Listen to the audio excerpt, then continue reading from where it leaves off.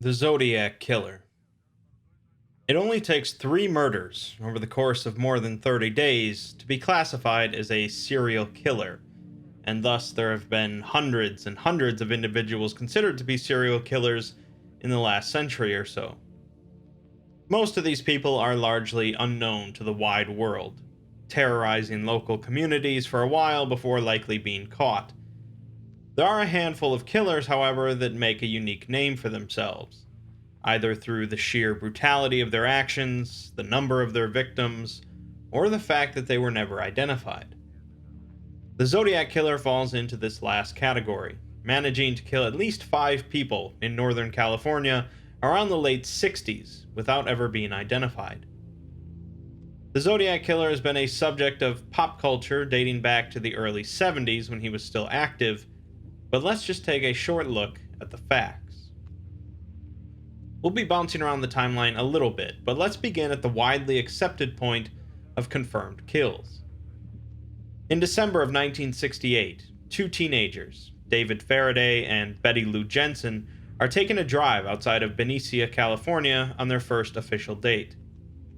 They had promised Betty Lou's parents they'd be home by 11 p.m., but around 10:15, David parked his vehicle at a makeout spot on Lake Herman Road. Shortly after 11, their 2 bodies were discovered by a woman that lived nearby. David was found next to the vehicle with a bullet wound in his head, and Betty Lou was found further away, apparently in an attempt to flee, with 5 bullet wounds in her back. The car itself also had some bullet holes, possibly caused by the killer to force the 2 to exit the vehicle. Police were perplexed by the motive of the killings, and had no suspect whatsoever.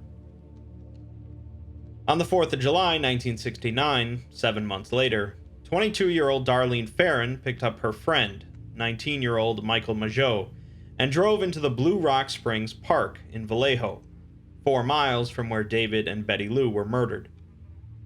They parked the car in a parking lot shortly before midnight and sat inside of it together. Sometime later, a second car drove up beside them, but almost immediately drove away again. 10 minutes later, the same car returned, but parked behind them instead. A man exited the vehicle, approached Michael on the passenger side, pointed a flashlight into both Michael and Darlene's eyes, and then fired a pistol multiple times. 5 bullets were fired, with both Darlene and Michael being shot, and some bullets passing through Michael into Darlene. The man then walked away from the car, but after hearing Michael moaning, came back and shot each of them twice more before driving off. Around 40 minutes later, the Vallejo Police Department received a phone call from a man who said that he wanted to report a murder. He told the police the location of Darlene's car, and said that they were both shot with a 9mm Luger. The man also claimed to have killed those kids last year. Officers had already found the victims, however, as they had been investigating reports of gunfire being heard. Both of the victims were taken to the hospital, where Darlene was pronounced dead. Despite his numerous injuries, however, including shots to the face, neck, and chest, Michael survived, and described the attacker as 26 to 30 years old, around 200 pounds or more, 5 foot 8 inches, white male with short light brown curly hair. The police didn't have much to go on, and the trail went cold again. On August 1st of 1969, however, 3 separate newspapers, the Vallejo Times-Herald, the San Francisco Chronicle, and the San Francisco Examiner, each received a nearly identical letter from someone claiming to be the murderer of the 2 teenagers last Christmas at Lake Herman, and the girl on the 4th of July. To prove this, the individual provided some info about the crimes known only to themselves and the police, such as the brand of the ammunition used and the position of the bodies. Each of the letters finish with 1/3 of a cipher created by the killer, a secret message written in code. The killer demands each newspaper print the cipher on their front page, and if they do not, the killer will go on a killing rampage the entire weekend, cruising around until they've killed more than a dozen people. In one of the letters, the killer specifically says that the cipher contains his identity. One of the newspapers, the San Francisco Examiner, published the cipher in their August 2nd edition, on the 4th page, along with a quote from the Vallejo police chief saying that they're not satisfied that the letter was written by the murderer, asking them to send a second letter with more facts. The threatened murders did not occur that weekend, however, and soon all 3 parts of the cipher were published. On August 4th, the Examiner received another letter, apparently from the killer, in which they opened by writing, "This is the Zodiac speaking." This is the first time the Zodiac name is used. The Zodiac Killer is happy to provide more details to confirm his identity, and asks if the police are having a good time with his cipher. He reconfirms that if they solve it, they will have him. He goes on to provide more details about the 2 murder scenes, including information not publicly released at all. It didn't take long for the cipher to be cracked, however. On August 8th, a California schoolteacher, Donald Hardin, and his wife, Betty, cracked the 408-symbol cryptogram. The message contains numerous misspelled words, but reads, "I like killing people because it is so much fun. It is more fun than killing wild game in the forest, because man is the most dangerous animal of all. To kill something gives me the most thrilling experience. It is even better than getting your rocks off with a girl. The best part of it is that when I die, I will be reborn in paradise, and those I have killed will become my slaves. I will not give you my name because you will try to slow down or stop my collecting of slaves for my afterlife." The final 18 letters of the cipher, seemingly gibberish, remain unexplained. It seems that the Zodiac Killer lied, though, as despite solving the cipher, the police were no closer to confirming his identity. The killer struck again on September 27, 1969, at Lake Berryessa in Napa County. 2 college students, Brian Hartnell and Cecilia Shepard, were picnicking on the shore of the lake when they were approached by a man holding a pistol and wearing a black executioner's-type hood with sunglasses over the eye holes and something like a bib on his chest with a white cross circle symbol on it. The man claimed to be an escaped convict who had killed a guard and stolen a car. He needed their car and some money to go to Mexico. Using pre-cut lengths of plastic clothesline, he told Cecilia to tie up Brian, and then he tied her up himself. While tied up, the man pulled out a knife and stabbed them both repeatedly. Brian 6 times and Cecilia 10 times.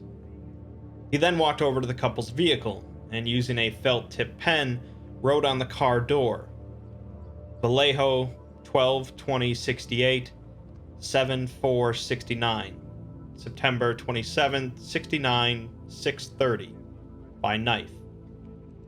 He also drew the same cross-circle symbol.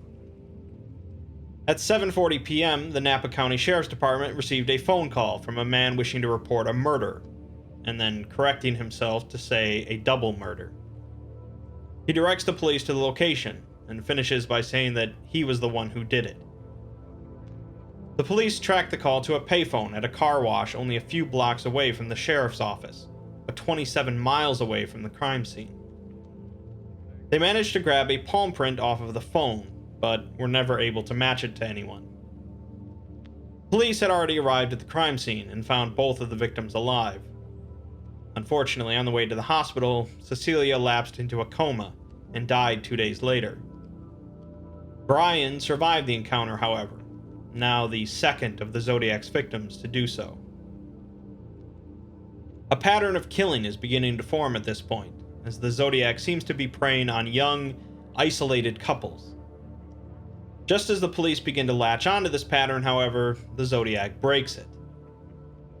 2 weeks after the Lake Berryessa attack, on October 11th, a 28-year-old cab driver in San Francisco named Paul Stein picked up a fare with the destination in the upscale Presidio Heights neighborhood. For some reason, Paul drove 1 block past the destination recorded on his sheet, where his passenger shot him in the right side of the head. The killer then proceeded to take Paul's wallet and car keys, and tore away a section of Paul's blood-stained shirt. 3 teenagers witnessed the crime, and watched the killer wipe down parts of the interior and exterior of the cab. The man walked away from the scene, and the teenagers called the police. Due to some mix-up in communication, however, the dispatcher informed patrolling officers to be on the lookout for a black male adult, instead of a white male. 2 officers responding to the call passed by a white man a couple blocks from the crime scene, but ignored him due to the misinformation. Based on the description of the man, this was likely the Zodiac. The murder of Paul Stine was initially believed to be the result of a robbery that had escalated, but 2 days later, on October 13th, the San Francisco Chronicle received another Zodiac letter.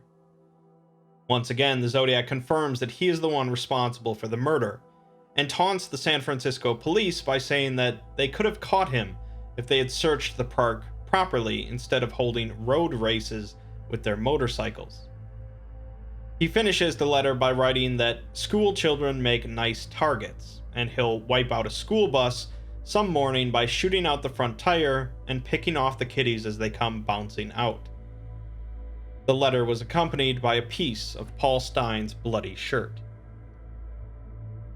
The San Francisco Police Department was now involved in the case, assigning detectives Bill Armstrong and Dave Toschi to investigate the Zodiac. On October 22nd, someone called up the Oakland Police Department claiming to be the Zodiac Killer, and demanded that a prominent lawyer, either F. Lee Bailey or Melvin Belli, appeared on a local television show, AM San Francisco. Hours later, Belli appeared on the show, as Bailey was unavailable. A man repeatedly called into the show, claiming to be the Zodiac and going by the name of Sam. The man claimed that he suffered from headaches ever since he killed a kid. At one point, the man threatened that he was going to kill those kids. Belli persuaded the man to meet him in person, but a media circus developed around the meeting spot, and the man did not make an appearance. The 2 police dispatchers who had spoken to the Zodiac Killer on the phone, as well as Brian Hartnell, who had spoken to him at Lake Berryessa, all said that the man called Sam did not have the same voice as the Zodiac. It's believed that a mental patient was responsible for the hoax call. On November 8th, the Chronicle received another letter from the Zodiac with another piece of Paul Stine's shirt. In the letter, the Zodiac writes that there is bad news coming, but you won't get that news for a while yet. He includes another cipher, this one 340 characters in length, and asks the paper to put it on their front page. The letter also contains an implication that the Zodiac has taken 7 lives, although at this point, the police are only aware of 5 for sure. Although the first cipher sent by the Zodiac was solved very quickly, this second cipher has yet to ever be conclusively solved, not for lack of trying. Perhaps this cipher is just nonsense, or perhaps the Zodiac truly managed to create an incredibly complex cryptogram. But either way, people have been attempting to solve it for decades, with no definitive success. The following day, the Zodiac sent yet another letter to the Chronicle, this one 7 pages long. The Zodiac says that from now on, he is not going to announce any of his murders to anyone, but instead make them look like routine robberies, killings of anger, and a few fake accidents. He claims that the police will never catch him because he is too clever for them. He continues to taunt the police with information about how he wears a disguise when he kills, which is what these sketches of him have been depicting, and that he wears airplane cement on his fingertips to guard his prints. He wiped down the cab to leave fake clues for the police to keep them running all over town, because he enjoys that. He says that after he left the cab, he was stopped by 2 cops, who asked him if he saw anything suspicious, and he told them there was a man running by waving a gun, so they drove off. He also mentions that if the cops think he's going to take out a school bus the way he stated, they deserve to have holes in their heads. He finishes the letter by describing and drawing instructions for creating an improvised explosive device. He mentions how he'll leave one of these on a roadside in order to blow up a bus. The letter seems to refute the two patrolling officers' story of them passing by the Zodiac on their way to the crime scene at the cab. The officers have consistently denied ever speaking with the man while passing him by, so the truth remains unknown. On December 20th, 1 year after the first confirmed murders of the Zodiac, Melvin Belli received a letter from the Zodiac containing yet another piece of Paul Stine's shirt. The Zodiac asks Belli to help him, as he is finding it extremely difficult to contain the thing inside of him. He's afraid he will lose control and take his 9th and possibly 10th victim. The death of Paul Stine would be the last confirmed attack by the Zodiac Killer, although there is speculation on events that occurred before 1968 and after 1969. In March of 1970, 22-year-old Kathleen Johns was traveling north across California to visit her mother. She was 7 months pregnant at the time and was accompanied by her infant daughter. As she traveled on the highway near Modesto, another vehicle pulled alongside her, and the driver indicated she should pull over. She did so, and the driver informed her that one of her back wheels was loose. After claiming to have fixed the problem, Kathleen drove off again, but soon the entire wheel came off. The same man pulled behind her again and offered to give her a ride to a gas station, which she accepted. During the ride, they passed by several service stations, but the man did not stop. The man apparently threatened both her and her daughter, and so when the driver stopped at an intersection, Kathleen grabbed her child and jumped out of the car, running into a nearby field. She hid there in the dark while the man searched for her, but eventually he drove off. She eventually got helped by another driver and went to a police station to report the scenario. Most significantly, she pointed to the composite sketch of the Zodiac Killer as being the man, without realizing who the sketch was of, and her car was later found gutted by fire. Months later, the Chronicle would receive a letter from the Zodiac, in which he mentions giving an interesting ride to a woman and her baby, but without practically any other details. It's possible that the Zodiac was simply trying to take credit for someone else's crime, something he would seemingly do multiple times. On April 20th, 1970, another letter was received in which the Zodiac includes a 13-letter cipher that supposedly contains his name, but has also never been solved. He also implies that he has now taken 10 victims. Letters would continue to be received throughout 1970 by the Chronicle, continually taunting the police about a rising body count. On October 27th, 1970, Paul Avery, a reporter working for the Chronicle who had been covering the Zodiac case, received a Halloween card signed by the Zodiac with the words, "Peekaboo, you are doomed." Avery began carrying a revolver, but he was never attacked by the Zodiac. A number of other murders would be attributed by some to the Zodiac Killer, including Sherry Jo Bates at Riverside City College in 1966, Robert Domingos and Linda Edwards near Gaviota in 1963, and Donna Lass in Nevada in 1970. The Zodiac Killer would continue to write letters, eventually claiming to have killed 37 people in his final letter in 1974. Other letters would be received afterwards, but all are believed to be hoaxes. In the end, the Zodiac Killer seemingly faded away, with the police none the wiser to his true identity, and multiple ciphers still left unsolved. Like any unidentified serial killer, however, there are plenty of suspects, ranging from the Unabomber to Ted Cruz. The San Francisco Police Department ended up investigating 2,500 suspects over the years, with none of them being conclusively confirmed. Generally, the principal suspect discussed in the Zodiac case is a man named Arthur Lee Allen. Allen's position as a popular suspect is largely due to the efforts of Robert Graysmith, a former cartoonist who worked at the San Francisco Chronicle during the time of the Zodiac case. He became obsessed with the case, eventually writing 2 books about the killer, which were later adapted to a Hollywood film in 2007. There was a lot of circumstantial evidence that connected Allen to the Zodiac, which led to the police extensively investigating him, but no definitive evidence was ever discovered. Anytime you look at the events of an unidentified serial killer, you know there's a fascinating, albeit grim, story involved. There's a lot of mystery wrapped up in the Zodiac attacks, from the ciphers, to the intelligence of the killer, to his body count, and of course his identity. While it's unlikely we'll ever actually learn who the Zodiac Killer was, he certainly left his mark on history.